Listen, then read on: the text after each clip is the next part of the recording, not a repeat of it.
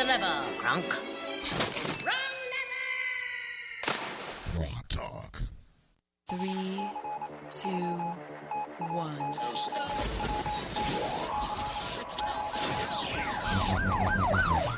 We'd like to welcome you to another edition of GrokTALK, brought to you by New Hampshire's leading conservative blog site, GraniteGrok.com. We are your feared, extremist, right-wing, hard-charging, gun-toting, opinionated, outspoken, rabble-rousing, letter-writing, radio microphone stomping conservatives and rational libertarians. So get ready for more news and opinion you could only get from GraniteGrok.com. GrokTALK. This is GrokTALK for December 20th, 2014, brought to you by the Coalition of New Hampshire Taxpayers and the bloggers at GraniteGrok.com. Moving into our 2015 format, we have Mike from India, we have music, we have Skip, we have Guy Comtois here who's going to give us a legislative update as soon as I stop talking. But later on in the program, we're going to have Joe DeLeo in to tell us about what's going on this week at Christmas snowstorm, Christmas rainstorm. We'll talk Santa bomb, climate. We'll talk EPA, maybe a few other things. We'll squeeze all that in. And then after that, we'll get to the WTF and all the other fun stuff that we like to talk about. But we'd like to get to there. A lot of things happened in Concord this week. And so Guy has come here to regale us with stories. Well, actually, excuse me, everything started Organization Day, which was a couple weeks ago now, where the Republican caucus chose their leader.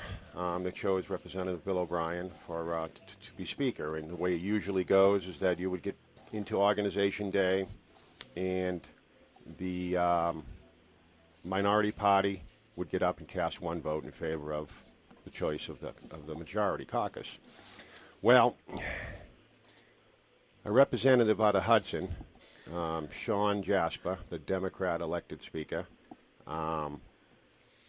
hooked up with the Democrats and about 40 RINO Republicans, and completely took everybody by surprise for the most part. We knew it was going to be a challenge, but we didn't realize it was that deep-rooted, that the Democrats were stupid enough to give up their Speaker selection from now on, because they crossed over into our caucus to choose our Speaker, and now there's nothing to stop us from crossing over to choose the Speaker candidate they do not want. So obviously it put everything into upheaval. And Jasper, the Democrat elected Speaker out of Hudson,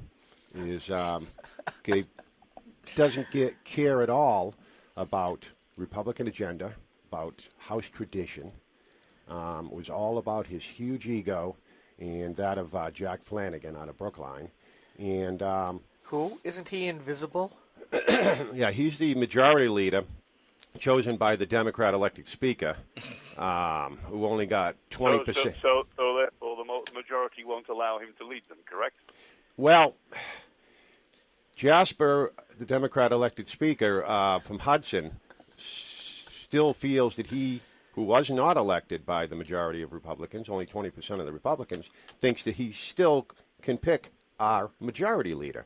Now, it's kind of a mind-boggling thing if you sit there and start writing it down and thinking about it, that, the whole Democrat caucus voted for him, and I think 38 Republicans. You know what I thought was rather ridiculous, and I did post on this, because it just seems to set up the whole session, that here's the Democrats, they voted for and elected their own minority leader, which Jasper, the Democrat appointed Speaker, turned around and said, okay, you've elected him, I will appoint him to be your minority leader since you've elected him anyways, but didn't even bother to give his own caucus the same respect as he did the Democrats, because he just said, I'm going to appoint regardless of what goes on here. So I just thought about this, and it's like, yep, we are going to see the Democrat agenda, because, if he's going to treat his fellow Republicans that way, just in the choice of their own majority leader, you know that he's going to steamroll them. Exactly. And of course, well, you got to remember that the Democrats did not vote for this person for nothing. I mean, there was some trade-offs there. He owes them something, and you're going to see him tilting things to pay back a political debt. You like how Shurtleff said, oh, no. Oh, short-lived. Democrats don't do anything on Short-lived that. I do like, however, and we've been doing this too, just to interject briefly, the Democrat elected speaker, because it rings very true of John Kerry, who served in Vietnam. From Rush Limbaugh. Every single time you say his name, Shawn Jasper, the Democrat elected speaker, don't stop doing that. No, we can't stop doing it. Actually, Al Baldessaro started it out of Londonderry. He ran into Jasper the following day in the stairs, and he said, "Good morning, Mr. Democrat elected speaker." And the Jasper come down the stairs all red-faced and said, "I am the speaker." And he says, "That's right, you're the Democrat elected speaker." And, I love Al. And Al's the best. Jasper's got a horrible temper. Horrible temper. He's going to come unhinged. Because eventually, no, I mean, Buckley, the Democrat leader, is going to call Shurtleff up and say, "Okay, playing nice is over. We did this to make the Republicans look bad. Now you have to turn and start attacking Jasper, most likely in the election year, next year. And they'll really start attacking him." And, of course, we had our caucus this week with Bill O'Brien. We had approximately 127 people show up. They had their so-called official caucus in Reps Hall, and I heard about 78 to 80 people showed up. Well, the paper said the opposite thing, because I'm really watching this, and they said that they had a quorum of the quote-unquote official. Right. Well, that would be 40 caucus. Republicans, right? Because that's, those are the turncoats. Well, when I say Republicans, I have to say, like the nuns used to say to us when they'd call us gentlemen, we have to use that term loosely. And the same with calling them Republicans. I mean, unfortunately, New Hampshire, citizen legislature, they're in towns. They know they can't get elected as a Democrat. And they just register Republican, for those who are not sure what exactly a RINO is. And the people voting are not really paying attention. They go in, the busy life, they're working, and they see an R next to the name, and they think they're getting Republican. Well, actually, they're getting something even worse than a Democrat, somebody who's a liar to just get in office and to vote with the Democrats. But according to the assistant or deputy speaker, Gene Chandler, anybody who puts an R after their name is a good Republican. Well, actually, it's the politician from the last century started that, Sununu, when he was chair of the Republican Party, when we first ran in 2010. If they have an R next to the name, they're a friend. No, they're not. I mean, they're not even close to a friend. The reason why I'm a Republican, okay, because there's nothing better, okay? When it comes to being elected, it's the Constitution, the federal Constitution, the taxpayer that you're up to be a good steward of their money, and the Republican part is so far down on the ladder, it doesn't, they're just watering down everything. A good friend of mine, Rick Okerman out of Windham, who was a rep for 2 years, always says, you can't out-Democrat a Democrat, so why bother trying? And as he used to say, if Romney would have performed abortions in his living room for free and opened the borders to Mexico, the Democrats are still not going to vote for you. So don't try to be a Democrat. Stick with your platform. Hammer away the message to the people that you have no future, because you're going to be in such deep financial debt that, just like right now with New Hampshire, we have the oldest workforce in the country. Well, the way we could, have that is because our children are leaving. Why are they leaving? Well, there's no good high-paying jobs. They're leaving the state. By the way, I want to welcome the new president of the New Hampshire Right to Life group, which I'm going to ask you to slide. You're going to love this. Slide slightly to your left, I have to please. sit next to him? Well, Yeah. just because of the camera. That's what I was thinking. And Grokster Jane Cormier, former New Hampshire State Rep. And if I hadn't read the news, I'd have known it was Jane as soon as she left. Oh, goodness. Oh, I wasn't ready. Oh, I'm my. sorry. I have to go get the laugh, don't I? Yes, you need to have the laugh on deck. She did not record that for us. That was online. That is not me. It's not you. It sounds like the Wicked Witch. No, it doesn't. That's all right. Some call me that, so it kind of fits. All right. So, Only the liberals call you that. Yeah. let's talk about the HRA. You know, basically. if you're being called a caucus. witch by the right people, it's a good thing. Oh, that's true. There you go. That's true. So you guys had your own caucus meeting. Right. It wasn't. We had an HRA meeting, then a caucus. Then a caucus. Okay. And our caucus wants to stick with the approach of Bill O'Brien as our leader because He was elected by the majority of the Republican caucus. Plus, you're talking party platform principles, New Hampshire Constitution, Exactly. U.S. Constitution, in defense of taxpayers' rights, defense of Second Amendment rights, defense of First Amendment rights, all that stuff. Small business, Right. You name it. And, Jasper hasn't been a Republican for a long time. Democrat elected Speaker There you go. Yeah. Jasper. Another thing he pulled off this week is usually in the House, if you want to vote, Skip your phone, buzzing. That's because you're tweeting. Is that why? Yeah. I'm sorry, go ahead. if you want to vote on record with your name next to it, One of our WTF moments of the week. you call for a roll call. Usually, you only need 10 people to second it. 10 people have to stand up. Well, he just moved it up to 20. Okay, and it might not sound like a big deal, but when you're coming in for a roll call a lot of times, you're looking over, you have your calendar, you're reading. When a person stands up and calls for a roll call, sometimes everybody else thinks the other person's going to Gonna stand take care up, of it, yeah. and they don't stand up. So now we have to organize where we need 20 to stand up real quick because he does not want transparency in Can government. I ask? gavel. You were there were you there at that meeting? The rule meeting, no. I want to can know only why stand he. so much. I can't, and I've asked around, and no one can tell me. I want to know if he took up the question of why he wanted 20. Oh, I can tell you why. What do I you- don't do you know even when he have to be spoke? part of the legislature. There's two obvious reasons. One's the Democrats don't want to be on record for their votes. Yeah. And the second one is he's going to try to protect the 30 Okay. to 40 people who voted for him, the rhinos. So Correct. people like us. Don't know how they voted. I know that that's why he did it, but I'm trying to find She's out trying to what why he 20? said. Why the number? Why he said 20? Why? What? Oh, I you don't know, when know. he put that forth, didn't he have to say, "Well, this is why I think it's a good idea"? Because he can't count his fingers and toes 3 times. No, fast. he had to have given some sort of cover. That's what I'm looking for. I know that that's the reason. I heard he had Shurtleff do the dirty work. So I wasn't there. I can talk to Al Baldessaro. Okay, that's why. See, There's bec- payback. There it Again, is. political payback to get their That's support. that's how they did it. Because how does a Republican that's on record saying that they're conservative come out and say that they want to change the Well, roll this call is number what to I 20? wrote. Another one of our potential WTFs of the week was Drew Klein's coming out against rhino hunters. What a bad In article. my response to that, I wrote, if you'd like a more current glimpse into the gentle rhino mind, and the New Hampshire House Rules Committee just decided that it was far too easy for legislation to be held to account for their votes, legislators to be held to account. To solve this problem of transparency, the current head rhino Democrat elected House Speaker Shawn Jasper and his Democrat enablers changed the rules, making it harder to ask for a roll call vote. Can you imagine Republicans accused of being spineless and principled mules for the donkey agenda, labeled as such for voting too often or more often with Democrats, just made it more difficult to be held accountable for their votes. There you go. So, I mean, that's exactly it. Here, Drew Klein's defending them, and here they are proving why we got to get rid of them. Yeah. No. That was an editorial, but you know what? That thing was so condescendingly biased. It was so demonizing. I was wrote that I shocked. found it to be very amusing. I was entertained by it, but it was completely wrong. It was totally wrong. But I mean, the level. The level. I mean, this guy is the head editorial writer on that paper. Imagine if the Lobes were still alive. They'd be killing They'd themselves. have him hung by a tree out in the yard.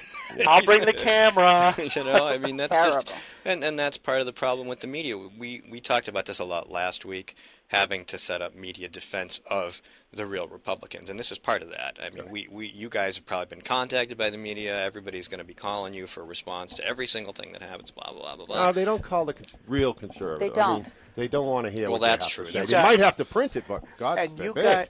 you guys will always have a seat at our table. You can come in, talk whatever you want. We may kind of interrupt you because we don't interview. We just Talk.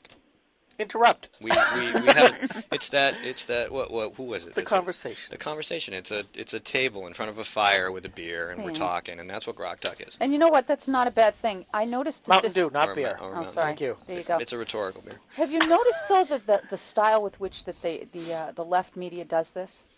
Because now that I'm the head of the president of New Hampshire Right to Life, we put out this stuff, and I noticed that when they respond to the things that are put forth, that obviously the left will disagree with, they don't respond immediately. Nope. But within like a week or two, most two, you will see a number, like they cluster these things to follow one another to combat what the original speak was.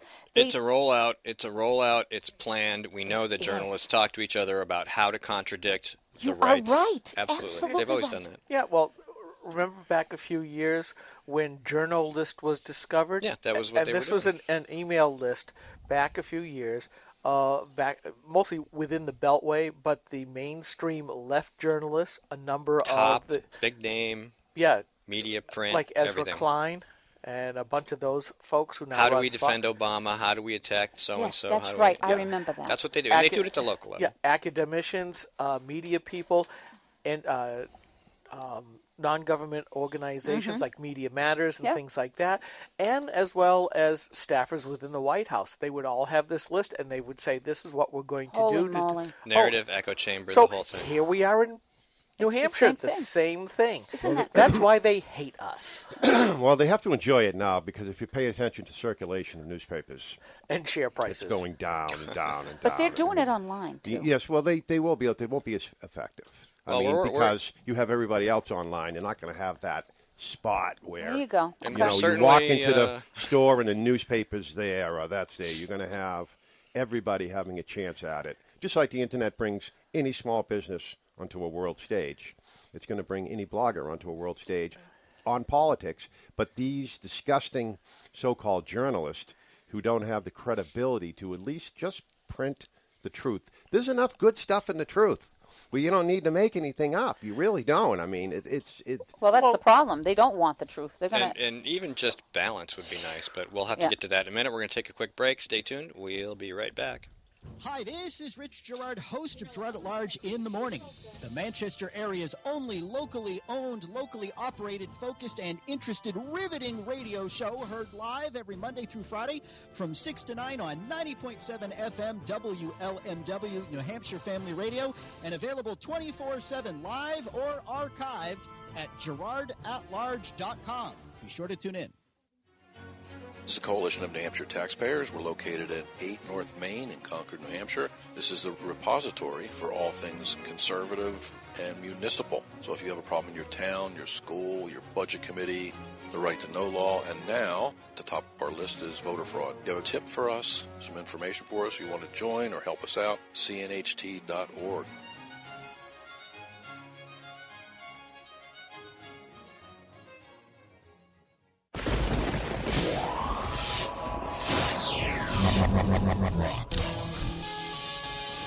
GrokTALK is brought to you by the Coalition of New Hampshire Taxpayers, CNHT, and the bloggers at GrokTALK.com, and you, our listeners. We are not PBS, but we do take donations because it helps pay for the server fees and everything else that allows us to continue to have a program and to have a blog site and to cause the people on the left and their RINO enablers all kinds of heartache and heartburn, and we enjoy that. Yes, we love being hated because it goes back to that old statement of laugh, please. Laugh, please. Why have me here at all? Because, you know, it's that old phrase, when you're over the flak, you know you're over the target. So, you know, and they just don't understand. We like it. Well, it's What not does so that much that say we like about it. us? It's not that we like it so much as we're not intimidated by it. That's right. Oh, absolutely You'll not. meet the challenge and then go further, which is what I really like. Well, you know, it's. I was reading one time where a young man asked Samuel Adams, you know, what can we do to help out, you know, against the British? And he said, agitate, agitate, agitate. And so it worked back then, and he was an expert at it. Yeah. It works today. Granite Grok, community organizers. Yes. Ugh, I hate that term now. It's been so usurped by the left. Yeah, but unfortunately, It's true. it works. I know. They're You're right. actually community disorganizers because they take a community and they get inside it and they take it apart and wreck it. We bring people together for a common purpose. Like Mm-hmm. this last election, I think what we did worked out rather well. By the way, you know what? If you're talking about that, I looked up, just for the heck of it, the voting totals. And I thought it was kind of interesting. You probably have already discussed it because it's kind of old news, right? But the scatter vote count for Brown was almost twice what the scatter count was for Havenstein. Did you know that? Yeah, we just hammered one harder than the other. We did hammer one harder than the other, and look at what happened. I mean, it was like it was almost 1,900 votes that were scattered, which they don't account. They don't say whether you put in what the name write-in was. vote. Correct. Right. But No, 1900. no wonder he doesn't pray for me. Yeah. Well, the problem is that both of them alienated large bases of the conservative wing of the party, and they did it voluntarily, and they thought It wouldn't that matter. that it wouldn't matter, that they could win without right. it. And now we see, now since it's the season for presidential primary for 2016, who do we see saying the same thing, just outright saying the I same don't need them. thing? Yeah, you do. Yeah, you how do. to win the primary, how to lose in the primary but win in the general. And I'm thinking, this is just like his brother, where we have to destroy the free market principles in order to save it. This makes absolutely... But doesn't listen to a word you say. Sorry. Well, Well... Anyway, let's get back to this legislative thing. That's true. Right after Mike. You know, at this point, Jeb's making George W. look positively intelligent. Absolutely. George W. is a very smart guy. It's just he had a way of putting things that the journalists used to pounce all over. But, you know, we don't need no more damn rhinos, no more damn Bushes, and certainly no more Clintons. He wasn't no Joe Biden, though. I mean, come on. Yeah. No, he God, wasn't that bad. No, Biden's a no, buffoon. he wasn't. No. Okay, I have a question for you, Guy. Shoot. The official, quote-unquote, Republican majority put out, had written up in the newspaper a bunch of goals that they wish to achieve. Balanced budget, and I blogged about this. Right, low-hanging fruit. They got to do that by law. Reducing the size of government and regulations. Well, what are they going to use for a base measurement? They can't say they're going to do this if you don't know where you're starting from, so we can compare it to the end. Have they done this? Eliminating Medicaid expansion. Yeah, that's kind of a ghost of no chance at all. Lowering electricity costs, we talked about during the pre-show. Making the state more business-friendly. Well, that's not going to be such a high bar to step over. And improving state agency accountability and efficiency now that they've made it harder to do in the legislature itself. So in other words, what you're saying is the Democrat elected speaker, Shawn Jasper, just stole Bill O'Brien's agenda. Well, my question... Sounds just like him, right? Well, my question is... Well, yeah, and let's not forget that when Bill Clinton got reelected, he effectively stole the Republican agenda. Democrats know what to steal. Yeah, they do. They're good thieves. Yeah, our money. But my question is, are you guys going to put together a specific list of enumerated things you wish to get across and achieve? And are you going to, if it's a case of like lowering electricity, well, no, let's get back. Reducing the size of government regulations. Are you going to give us a before and after picture so we can actually hold you folks accountable? Will you hold yourselves accountable in trying to get this done? Well, we're not going to meet again until after the first year, and you're talking about now the most popular caucus, let's call it that, right? The one that met after the HRA meeting headed by Bill O'Brien. Right, the majority caucus. Right. The majority caucus. Right, the majority caucus. Yes, we're going to be putting together a plan. Hopefully, it's not the same old, that's something they've been printing off. I think they probably have their agenda hanging in the Republican office up there for the last 30 years, and they just change it around in order and they ship it back out. I mean, it's kind of ironic, and that the you know what I've noticed is I'm talking to a lot of young people, and they're Democrats, but they don't realize that they're really not Democrats. Mm-hmm.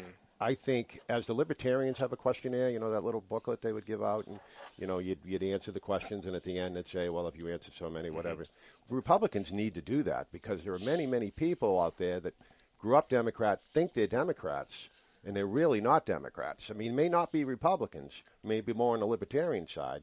The Republicans need to craft a message, and like Ron Paul brought the most young people into the party since I don't remember when, okay? And his message was simple. You have no future, okay? We're blowing it. Yeah. It's the same message. China just overtook our economy. It was supposed to be 2035.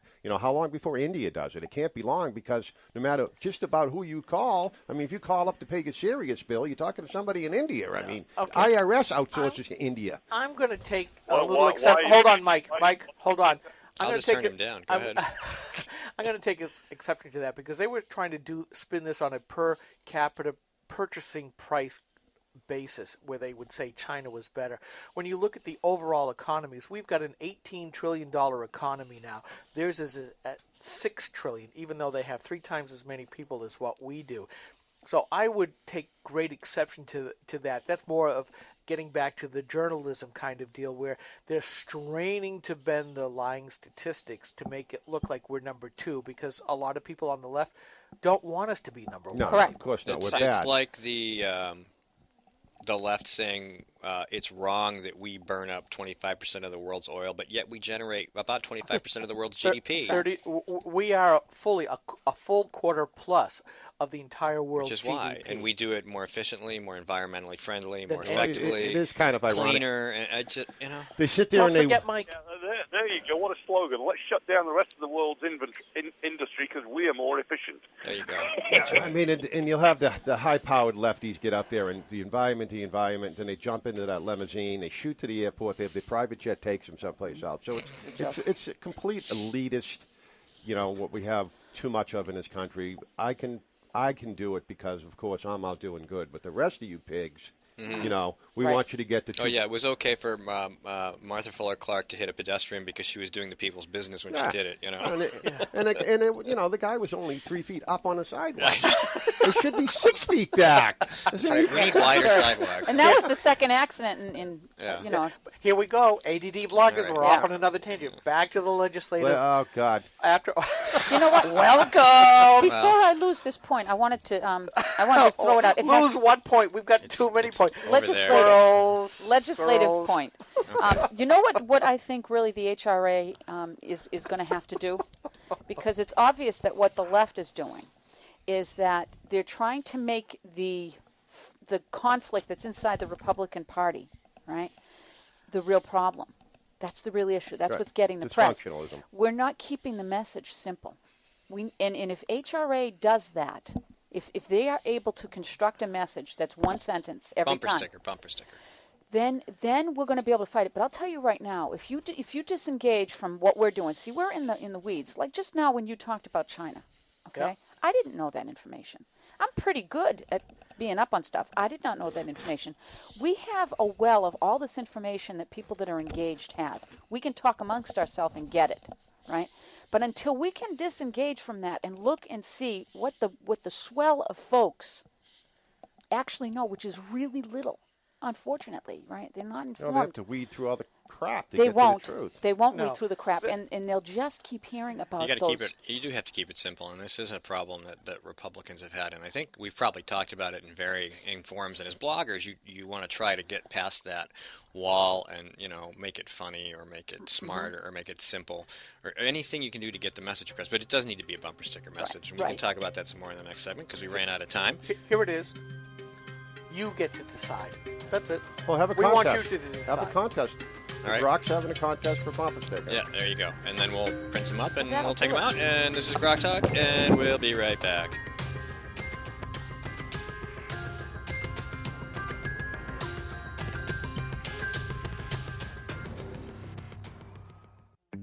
When asked whether she still supports Obamacare, Senator Jean Shaheen said, "Yes, I do continue to support the law. We're beginning to see some positive results." How can Senator Shaheen say we're seeing positive results when 22,000 of our neighbors have already lost their health insurance? What's worse, the Boston Globe reports the state's only health insurance provider radically reduced the number of hospitals in their network, forcing some people to drive over an hour for lab work, even when there's a hospital within a few miles of their home. When pressed about lack of access, Shaheen said, There are some hospitals that are not covered, unfortunately, and I certainly hope that's going to change. Jean Shaheen promised us we could keep our doctors and our healthcare coverage. Now she hopes we can get to a local hospital? Call Senator Shaheen at 603-647-7500. Tell her we need more than hope. We need leadership. Paid for by Citizens for a Strong New Hampshire. Hi, this is Rich Gerard, host of Gerard at Large in the Morning, the Manchester area's only locally owned, locally operated, focused, and interested riveting radio show, heard live every Monday through Friday from 6 to 9 on 90.7 FM WLMW, New Hampshire Family Radio, and available 24/7 live or archived at GerardAtLarge.com. Be sure to tune in. This is the Coalition of New Hampshire Taxpayers. We're located at 8 North Main in Concord, New Hampshire. This is a repository for all things conservative and municipal. So if you have a problem in your town, your school, your budget committee, the right to know law, and now at the top of our list is voter fraud. You have a tip for us, some information for us, you want to join or help us out, cnht.org.